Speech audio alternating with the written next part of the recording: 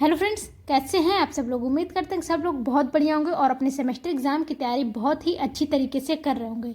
तो फ्रेंड्स, आज के इस वीडियो हम क्या बात करने वाले हैं। देखो, आज के इस वीडियो हम बात करने वाले हैं, थंबनेल देखिए आपको पता तो चल गया होगा कि आपका पेपर पैटर्न कैसा रहता है, पेपर आपके बीएससी में कैसा आता है। ठीक है, तो आप लोग इंटर से अभी जस्ट आए हुए हो, बीएससी में पहुँचे हो, बीएससी थोड़ा हाई लेवल का हो जाता है, तो इसी के लिए आपको सबसे पहले ज़रूरी होता है इसका पेपर देखना कि पेपर कैसे आता है, बीएससी का पेपर कैसे बनता है। वो सारी चीज़ें यहाँ पे देखना है हम लोग को कि पैटर्न कैसा होता है, क्वेश्चंस कितने आते हैं, किस टाइप्स के क्वेश्चन आते हैं, वो सब आज हम लोग को मतलब पहले ही प्रिपेयर करना पड़ता है।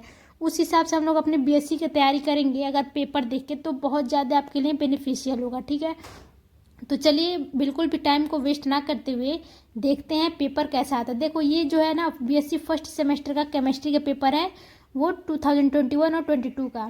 तो ऐसे ही आपको सारे सब्जेक्ट के कई सारे ईयर्स के कई सारे सब्जेक्ट्स के पेपर धीरे धीरे एक एक करके अपलोड करते जाएंगे इस चैनल पे। तो इसलिए चैनल को सब्सक्राइब कर लीजिए, क्योंकि इस चैनल पे बीएससी से रिलेटेड अब से क्लासेस स्टार्ट होने वाली है बीएससी की, जैसे कि बीएससी के important questions, previous years questions, वो सारी चीज़ें आपको यहाँ पे करवाई जाएंगी इस चैनल पे। ठीक है, तो आज फिलहाल हम लोग देखते हैं कि पेपर कैसा आता है, पेपर के क्वेश्चंस कैसे कैसे बनते हैं। तो देखो, फर्स्ट सेमेस्टर का ये 2021-22 का पेपर है केमिस्ट्री का। आपका केमिस्ट्री का पहला पेपर जो है, केमिस्ट्री फर्स्ट सेमेस्टर का जो पेपर है केमिस्ट्री का, उसका नाम है फंडामेंटल्स ऑफ केमिस्ट्री।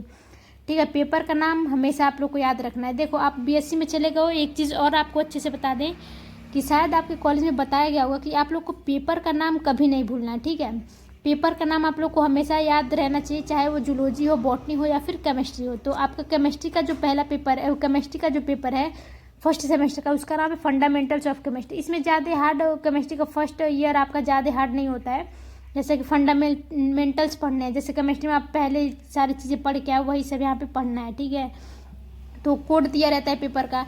अब देखो, आपको टाइम थ्री आवर्स के दिए रहेंगे और आपके पेपर 15 मार्क्स के होंगे। ये 15 मार्क्स का पेपर मतलब कई सारी यूनिवर्सिटी अपना अलग अलग करवा देती है, मार्क्स बदलते रहते हैं, किसी में 75 का होता है, किसी में 50 का होता है। ठीक है, तो ऐसे ही मार्क्स पे ध्यान नहीं देना है, ये हर यूनिवर्सिटी अपना अलग अलग करवाती है। अब देखो इस पेपर में क्या हो रहा है, अटेम्प्ट 5 ऑल क्वेश्चन, मतलब 5 क्वेश्चन इसमें आपको अटेम्प्ट करने रहेंगे। क्वेश्चन नंबर 1 कंपलसरी है, question 2 answer 2 questions from each section. देखो, आपको 2 सेक्शन में ये पेपर दिया हुआ है, सेक्शन ए और सेक्शन बी, उसमें से आपको सिर्फ 2 क्वेश्चंस करने रहेंगे। ठीक है, दोनों सेक्शन में all questions carry equal marks.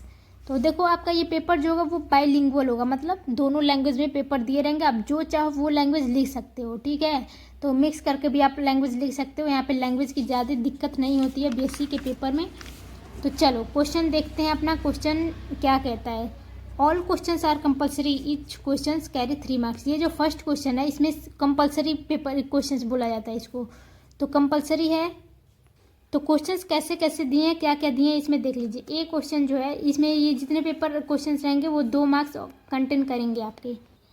A out of given 5 molecule which of them will have zero dipole movement, CO2 BCl3 SO2 CH4 SO3 so by drawing geometric of the molecule. देखो, इन सब के जितने भी molecules दिए गए हैं ना, इन सब की ज्योमेट्री बतानी है आपको, जिसमें डाइपोल क्या दिया है, डाइपोल 0 होगा। ठीक है, अब देखो सेम क्वेश्चन यहाँ पे हिंदी में भी दिए गए हैं, दिए गए 5 अणुओं CO2 BCl3 SO2 CH4 SO3 में किन किन द्विगुण आघूर्ण शून्य होगा।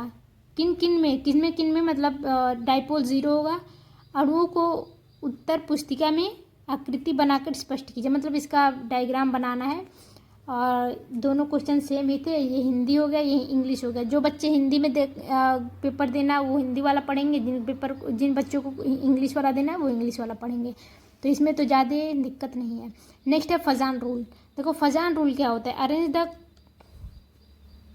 Cation in increasing order of the polarising power. मतलब फजान रूल क्या होता है, देखो फजान रूल एक बहुत ही इंपॉर्टेंट होता है टॉपिक। ठीक है, ये फजान रूल के बारे में आपको बता दें कि फजान रूल जो है ना ये बहुत इंपॉर्टेंट होता है और ये हर साल पेपर में आता है। देखो, ये इस साल के पेपर में भी आया। अगर हम आपको इसके बाद कुछ और वीडियोज़ अपलोड करेंगे, कुछ और ईयर्स के पेपर दिखाएंगे, उसमें भी फजान रूल जरूर रहेगा। तो आप लोग अभी पढ़ाई स्टार्ट कर दिए हो कि नहीं किए हो, लेकिन आप लोग जो भी करना फजान रूल इसमें ज़रूर पढ़ के जाइएगा। ठीक है, कुछ ऐसे केमिस्ट्री के कुछ ऐसे क्वेश्चंस हैं जो हर साल आते हैं रिपीटेड, वो सब आप चैनल को सब्सक्राइब कर लीजिए, सारे यहाँ पे बताए जाएंगे। कुछ इंपॉर्टेंट क्वेश्चंस की सीरीज स्टार्ट होने वाले हैं चैनल पे 2-3 दिन के बाद, तो ये सारे क्वेश्चंस बताए जाएंगे। और फजान रूल जो है ना, इस चैनल पे पड़ा हुआ है लेक्चर, इसका फजान रूल आप जाके देख सकते हो। इसमें कुछ कैटायंस दिए गए हैं, कैटायंस के पोलराइजिंग पावर के इंक्रीजिंग ऑर्डर में इनको अरेंज करना है। सेम क्वेश्चन यही है, फजान रूल क्या होता है और दिए गए धनायनों को उनकी ध्रुवीकरण शक्ति के आधार पर आरोही क्रम में, मतलब इंक्रीजिंग ऑर्डर में इनको अरेंज करना है। ठीक है, तो चलिए नेक्स्ट क्वेश्चन देखते हैं क्या है अपना। 2 क्वेश्चन ए बी इधर हो गया। C, write short note on hardware software. देखो ये जो है ना, ये केमिस्ट्री में आपका लास्ट यूनिट 8वां यूनिट मिलेगा, वो कंप्यूटर से रिलेटेड होगा।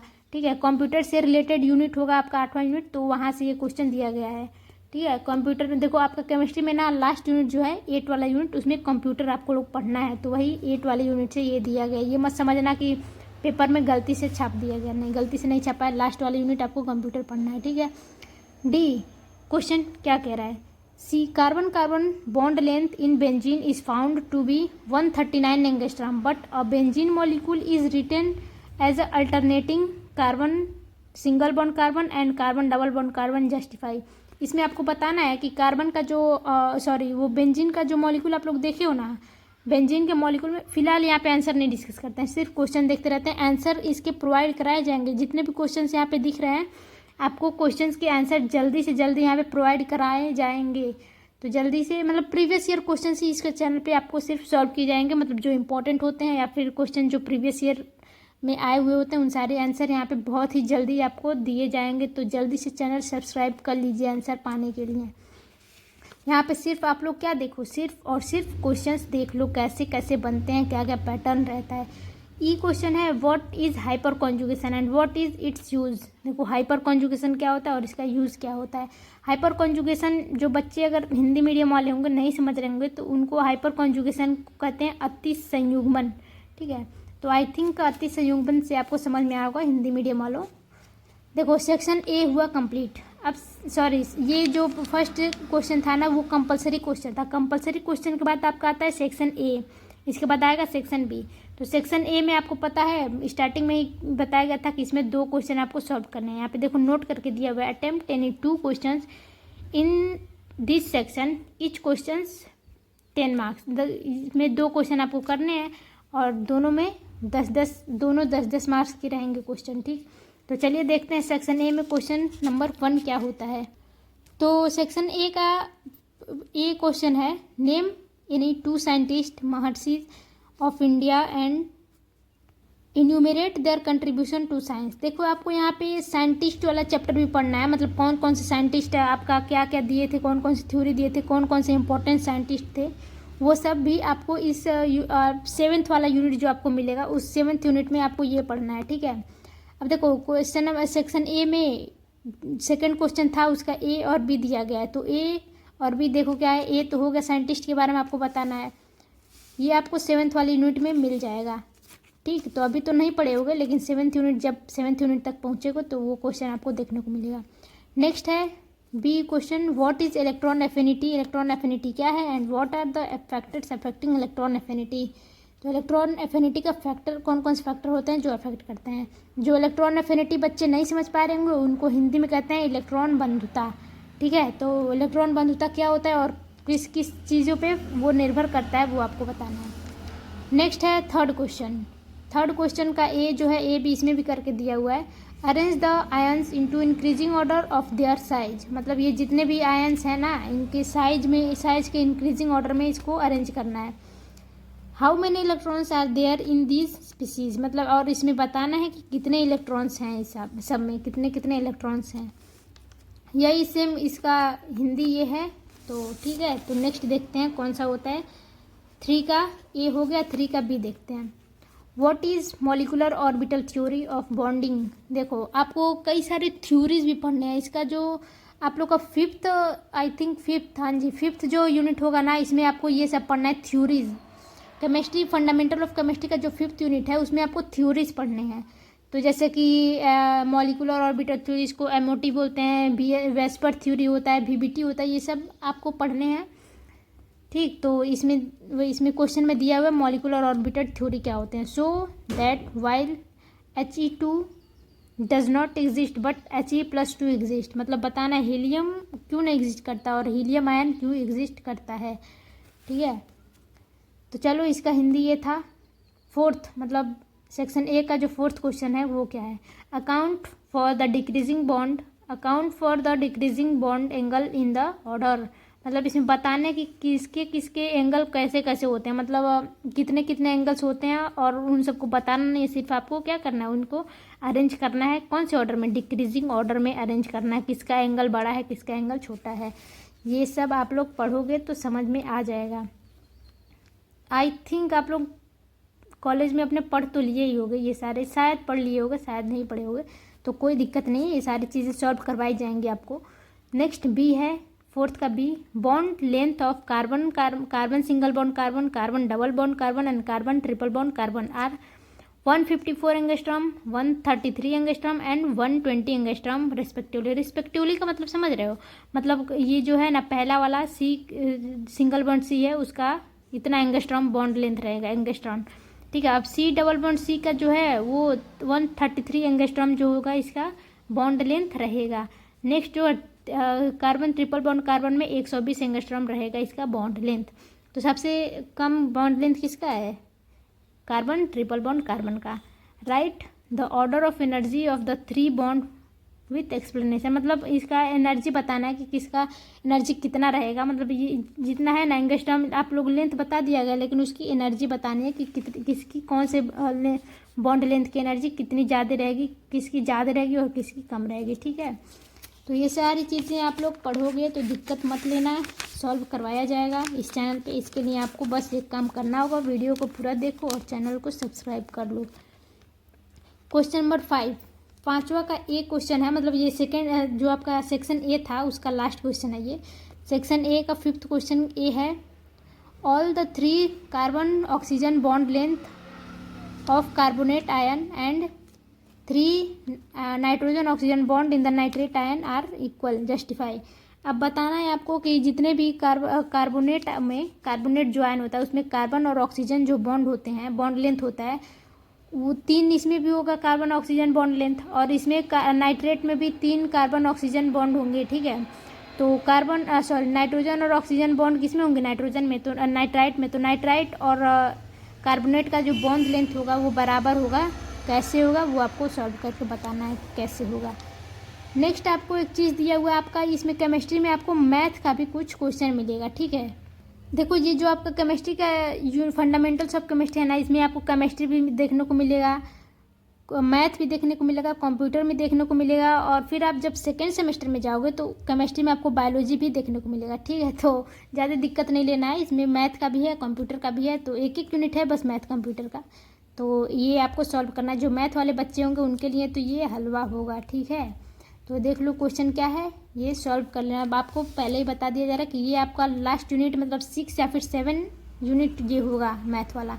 ठीक, अब हम आते हैं सेक्शन बी पे। सेक्शन बी क्या कहते हैं, अटेम्प्ट एनी 2, मतलब ए वाले में भी 2 क्वेश्चन आपको अटेम्प्ट करना था और बी वाले में भी आपको 2 क्वेश्चन अटेम्प्ट करने हैं, और वो कितने मार्क्स के रहेंगे, वो रहेंगे 10 मार्क्स के। तो चलो सेक्शन बी का जो 6 नंबर का क्वेश्चन है, मतलब सेक्शन बी का पहला क्वेश्चन है और इस पूरे पेपर का 6 नंबर का क्वेश्चन है। क्या है, देखो आपको एक चीज़ और बता दी है, जो हाइब्रिडाइजेशन दिख रहा है ना, ये हाइब्रिडाइजेशन भी आपके एग्जाम में, जैसे कि हम बताएंगे एक और फजान रूल बताए थे, और ये दूसरा ये नोट कर लो कि ये और वो, मतलब ये और वो का मतलब ये है हाइब्रिडाइजेशन और फजान रूल जरूर पढ़ के जाइएगा। तो हाइब्रिडाइजेशन क्या होता है, write the hybridisation of central atom and geometries of the following molecule. Hybridisation बताना किसका, सेंट्रल मेटल्स का। इन सब में जो सेंट्रल मेटल एटम है वो कौन सा है पहले ये पता करोगे। अब उस सेंट्रल मेटल एटम का आपको हाइब्रिडाइजेशन बताना है कि sp होगा कि sp2 sp3 sp3 ऐसा कुछ होता है ना हाइब्रिडाइजेशन। तो टोटल आपके हाइब्रिडाइजेशन 5 पढ़ने हैं आपके सिलेबस में। तो हाइब्रिडाइजेशन बताने इसमें कौन कौन सा हाइब्रिडाइजेशन होगा और कौन सा इसमें सेंट्रल मेटल होगा, और उसका फिर जितने भी मॉलिक्यूल्स हैं उनके ज्योमेट्री बतानी है, मतलब स्ट्रक्चर कैसा होता है कैसे बनता है वो बताना है। तो चलो देखते हैं, यही था इसका हिंदी मीडियम का, हिंदी वर्जन का हो गया ये। ठीक है। अब 7th नंबर का क्वेश्चन है, write the structure of the product in the given reaction. अब बताओ इसमें जो रिएक्शन दिया हुआ है यही थोड़ा आपका फंसाव क्वेश्चन होता है। तो वैसे ये रिएक्शंस बहुत इजी रहते हैं, अगर आप लोग अच्छे से समझ जाओ ना तो दिक्कत नहीं होता, लेकिन अगर थोड़ा भी नहीं समझे रहोगे तो बहुत ज़्यादा दिक्कत होगा। तो ये सारे रिएक्शंस दिए हुए हैं, इसका प्रोडक्ट बताना है आपको, प्रोडक्ट क्या होगा। ठीक है, तो ये सारी चीज़ें देख लो आप लोग। यही है आपका पेपर, और पेपर हो गया, ख़त्म नहीं हुआ है, अभी 8 क्वेश्चन यहाँ पे है। Write the structure of the product of the following reaction along the mechanism, along with mechanism. देखो आपको केमिस्ट्री में यहाँ पे देखो 12th तक तो आप मैकेनिज्म नहीं पढ़ रहे थे ना, लेकिन बीएससी में आते ही आपको केमिस्ट्री का थोड़ा अच्छा लेवल मिलता है कि हाँ लगता है कि अब केमिस्ट्री पढ़ रहे हैं हम लोग, अब साइंटिस्ट बनेंगे। ठीक, तो यहाँ पे रिएक्शन के आपको मैकेनिज्म भी याद करने हैं। ठीक है, तो बहुत अच्छे से पढ़ाई करनी है केमिस्ट्री की। जूलॉजी बॉटनी तो हो जाता है, आराम से निकल जाता है, लेकिन जो केमिस्ट्री होता है उसमें बहुत ज़्यादा बैक लगता है। तो अच्छे से आप लोग ध्यान से पढ़िएगा, बहुत अच्छी तरीके से पढ़िएगा। जो आपके कॉलेज में पढ़ाया जाएगा वो भी अच्छे से देखना, जो यहाँ पे यूट्यूब वाले लोग पढ़ाएंगे वहाँ भी अच्छे से पढ़िएगा। तो केमिस्ट्री क्योंकि बहुत ही टफ होता है, बहुत टफ होता है। ठीक, अगर थोड़ा भी ध्यान नहीं दोगे तो फिसल जाएगा हाथ से। ठीक है, लेकिन अगर थोड़ा सा भी ध्यान दे दोगे, अच्छे से ध्यान दे दोगे तो बहुत मस्त सब्जेक्ट है, केमिस्ट्री लवर हो जाओगे आप लोग। ठीक है, तो यहाँ पे बताना है आपको रिएक्शन का, जो यहाँ पे प्रोडक्ट क्या बनेगा वो बताना, और फिर इसका मैकेनिज्म भी बताना। देखो 9th question, right a short note on VSEPR theory. हमने एक बार बताया था पहले कहीं कि वेस्पर थ्योरी भी होता है, तो वो देखो एक आया था आपका एमओटी आया था, मतलब मॉलिक्यूलर ऑर्बिटल थ्योरी। अब ये वेस्पर थ्योरी एक ही चैप्टर के हैं। फिर इसमें कुछ आते हैं वीबीटी भी आता है, मतलब वैलेंस बॉन्ड थ्योरी। ये सारी चीज़ें आपको इस पेपर में देखने को तो मिल गई। ठीक, तो चलिए ये था केमिस्ट्री का पेपर, पूरा पेपर। आई थिंक आप लोग को अच्छा लगा होगा। अब आपको नेक्स्ट पेपर कौन सा चाहिए, कौन से सेमेस्टर का चाहिए पेपर, तो वो आप लोग कमेंट कर सकते हो। अगर वीडियो अच्छी लगी हो तो वीडियो को लाइक कर दीजिए, और चैनल को सब्सक्राइब गलती से भी भूलना नहीं, क्योंकि यहाँ पे इंपॉर्टेंट क्वेश्चन की सीरीज़ बहुत जल्द स्टार्ट करने वाले हैं। ठीक है, तो चलिए मिलते हैं नेक्स्ट वीडियो में किसी और पेपर के या फिर पेपर्स के इंपॉर्टेंट क्वेश्चंस और आंसर्स के साथ। तो चलिए मिलते हैं नेक्स्ट वीडियो में, तब तक के लिए बाय बाय।